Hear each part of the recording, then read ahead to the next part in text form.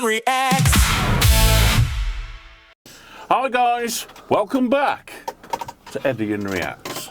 Indeed. What have we got today? Well, this is a bit different today, guys.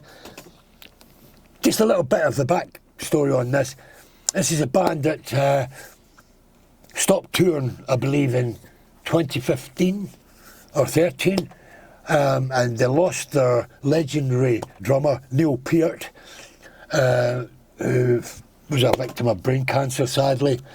And lost him in 2020, and the band never thought they would ever... Anyway, long short of it is, through a couple of different people, Paul McCartney was included in getting them back together. Dave Grohl invited them to the tribute that they had for the drummer from Foo Fighters, that I forget his name. I can't remember. I apologise for forgetting his name, but you know who I'm talking about. And he invited them. So anyway, this is about Rush. And I'm really looking forward to this because I've known about Rush for years. I don't think, Ian, it was a kind of different thing for you, musically. But I'm more interested here because the drummer they've picked, I think she's a sensational drummer. I think she's one of the best drummers in the world. And I'm not going to condescendingly say anything about because she's a woman. Man, woman, beast, kid, she is a fucking awesome drummer.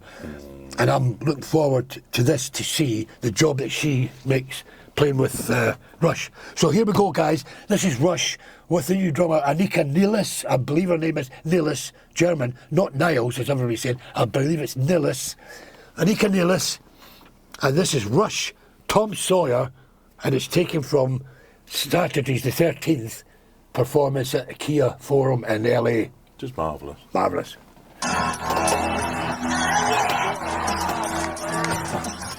South Park, make me cry. The black guy. Fucking man.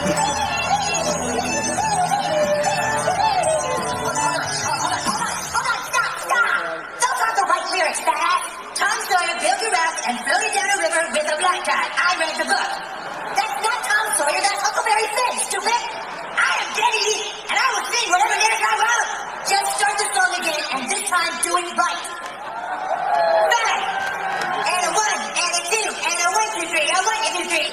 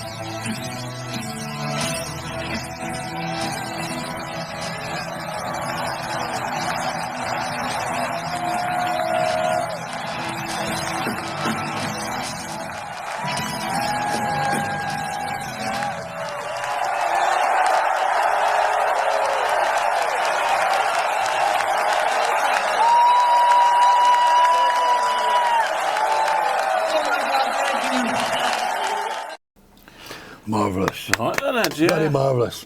Well, I'm going to be honest, I don't know the track. No, I was going to say that. It makes, And the audio, I couldn't make out what was the going audio, on, yeah. so, I mean, look, guys, apologise for that, but I know there's lots of versions up there, but we just picked one. I mean, we're not prepared to spend time trawling through them all no. to find one that's got good audio and good blah, blah, blah. And then it defeats the purpose of an honest reaction anyway then, doesn't it? So we just picked that one. The reason I picked that because I thought, well, it's the 13th, Saturday 13th. It's the last day of the 4 first days of the set. They should have been well into the swing of it by then, because they did the... What did they do? They did the 6. No, they did, sorry. They did the 7th, the 9th, the 11th, and the Saturday. 13th. So that would be the Saturday, the Thursday, the Tuesday, and the Sunday prior. That would be it. And I thought, well, we don't want to really take the first one. I mean, it's probably great anyway, but any little teething problems or whatever is ironed out. You know, you're into the 4th, everything's settled down, everybody's comfortable, any nerves have gone. So we picked that, and again, we could have went and trawled through loads of different Tom Sawyers for the 13th, but we'd have been hearing it then, and that defeats the purpose. Anyway, it did, for me, it serviced what I wanted it to do, which was to see how well Annika did. And I mean, she just knocked, for me, she knocked it out of the park.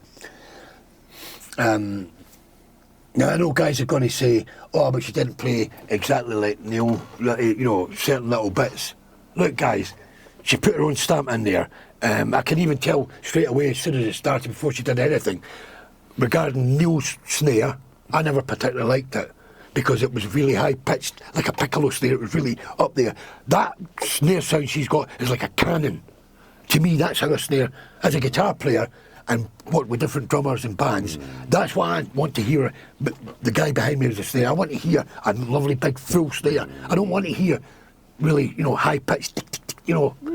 I'm not knocking it. That's how Neil tuned his kit. That's how he liked it. That's great. I prefer that. That's like a cannon going off there when she hit that. And I mean, she can hit those fucking drums. Hit them, yeah. She can fucking hit them. I mean, look, I think, great job. For me, great job. I had no doubt she would anyway. No.